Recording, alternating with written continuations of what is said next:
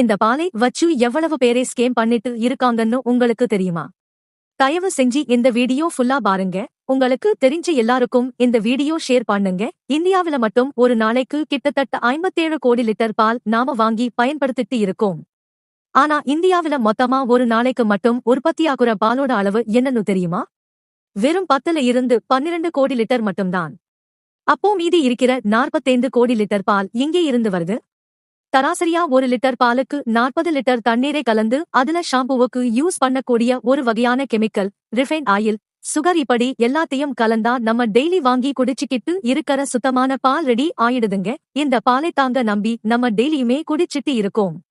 இதோட ரிசல்ட்டா kidney stone, diarrhoea, கடைசியா cancer வரைக்கும் கூட வரதுக்கு சான்ஸ் இருக்கு அப்படின்னு சொல்லி இருக்காங்க.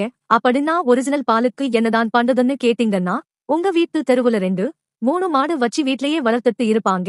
அவங்க அந்த பால தண்ணீர் கலந்தாலுமே உங்களுக்கு கலப்படமில்லா சுத்தமான பால் உங்களுக்கு கிடைக்கும்.